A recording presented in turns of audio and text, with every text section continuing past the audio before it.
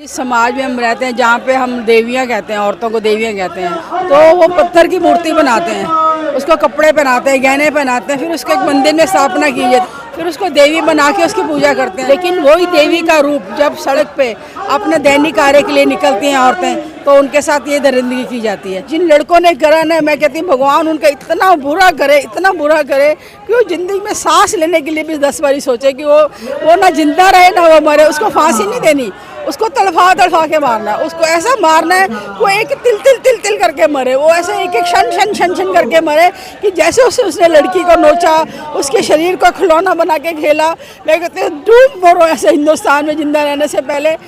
प्रधानमंत्री जी को कहती हूँ शर्म को, प्रधानमंत्री जी आप हिंदू समाज से हैं, हिंदू हैं, आपने क्या दिया हम औरतों को? ये दिया आपने? शर्म नहीं आई आपको?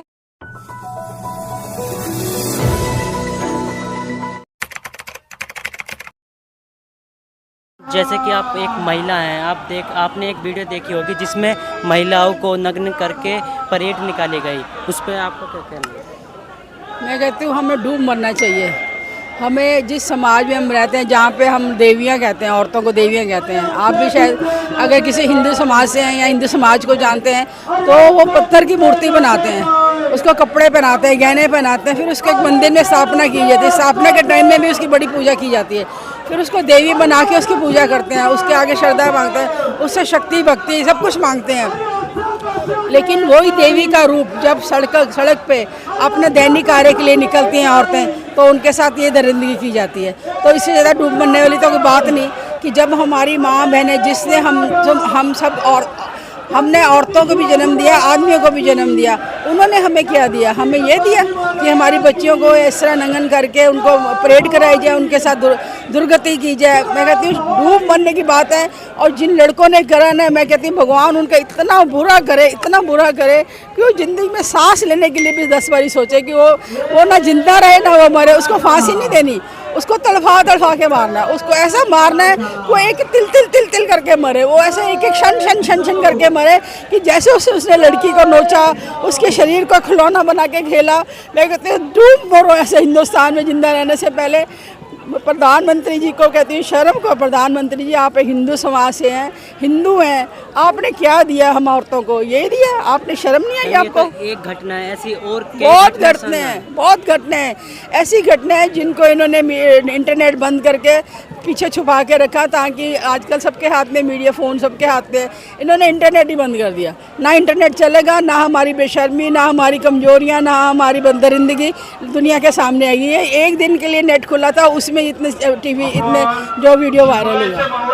मैम ऐसी तमाम घटनाएं सामने आई है, लेकिन जो स्मृति ईरानी है वो महिलाओं पर जो दुर्व्यवहार हो रहा है, उसके ऊपर कोई कार्रवाई करने कोई राजी? स्मृति ईरानी जी तो इतनी, मैं लानत भेजती हूँ स्मृति ईरानी को। मैं उनसे उम्र में बहुत बड़ी हूँ, उनकी माँ के बराबर हूँ, लेकिन मैं कहती हूँ स्मृति ईरानी जी आप महिला बाल विभाग की केंद्रीय मंत्री हैं, आपने क्या दिया है लड़कियों को? क्या किया है? आपने अपनी बच्ची को बचा लिया जब वो गोवा में लाइसेंस के लिए पकड़ी गई, गाय का मांस बेच रही थी। आपने इन लड़कियों को उस लायक भी नहीं समझा कि आपकी बच्ची को जाके देखें। वो 21 साल की लड़की जिसके साथ इतनी दरिंदगी हुई पब्लिक के सामने, उसके साथ उसके भाई बहन हो, उसके समाज के सामने इतना अत्याचार हुआ, वो कैसे जिंदा रहेगी? अभी 21 साल की है वो, उसके बाकी की ज़िंदगी कैसे जिएगी? क्या आप चाहती हैं वो मर जाए?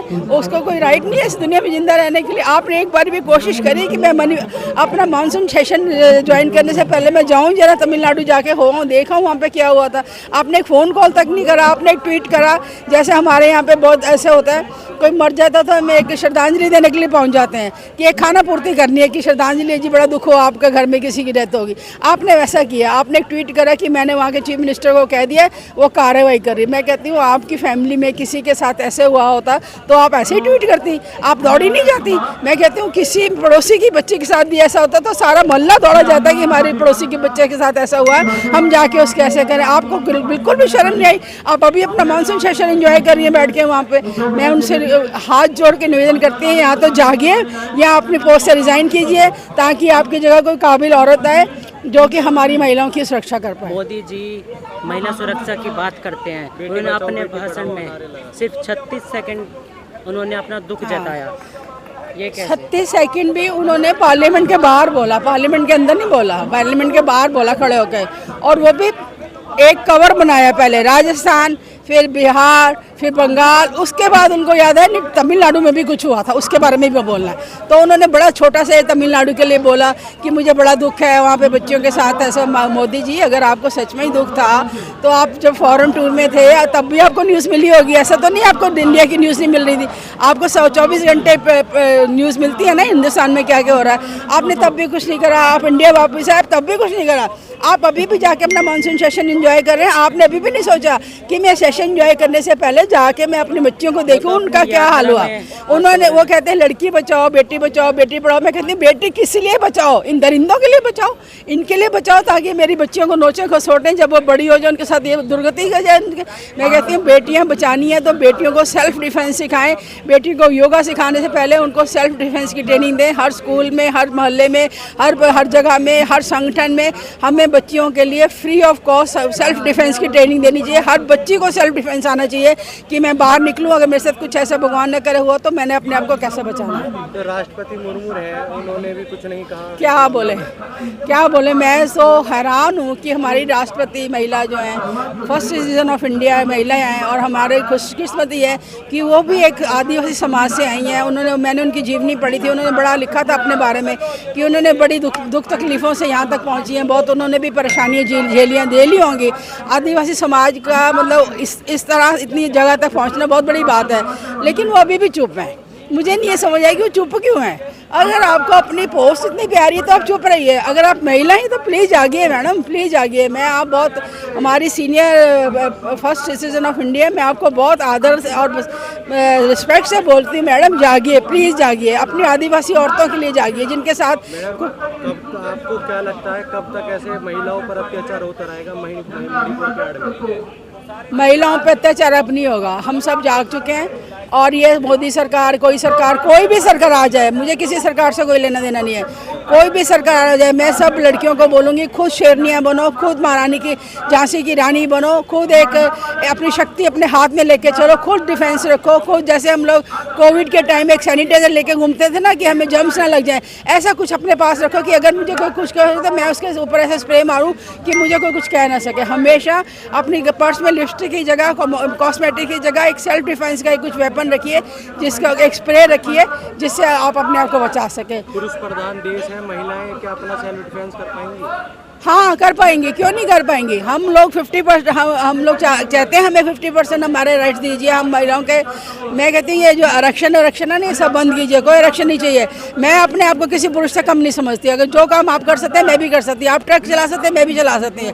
आप लोहा कूट सकते हैं मैं भी लोहा कूट सकती हूँ। हमने देखा होगा सड़क के किनारे लड़कियाँ जो लोहार लड़कियाँ कितना लोहा कूटती हैं सारा दिन, लड़कों से ज़्यादा लोहा कूटती हैं, क्योंकि उनको ऐसा बनाया गया उनके माँ बाप ने। हमें भी चाहिए कि हम अपनी बच्चियों को ऐसी स्ट्रॉन्ग बनाए, उनको एक नाजुक कली नहीं बनाना, उनको एक बिल्कुल ऐसा बनाना जैसे हम कमांडोज को ट्रेनिंग देते हैं, ऐसी ट्रेनिंग हमने बच्चियों की देनी है ताकि उनको किसी सरकार की नहीं, अपने घर की जरूरत है, अपने हिसाब से वो जिंदा रहें। इतने दिन हो गए लेकिन अब भी कोई संज्ञान नहीं लिया जा रहा। उस घटना के बाद भी कोई संज्ञान नहीं लिया। क्या देंगे, क्या करेंगे? वो लोग फेल है, उनके बस में कुछ नहीं है। उनके एक बस में कुछ होता है तो मोदी जी जैसे फॉरेन टूर में थे, दौड़े आते, फौरन दौड़े आते, फॉरेन से दौड़े आते और फौरन दौड़े आते, लेकिन कुछ नहीं करा उन्होंने।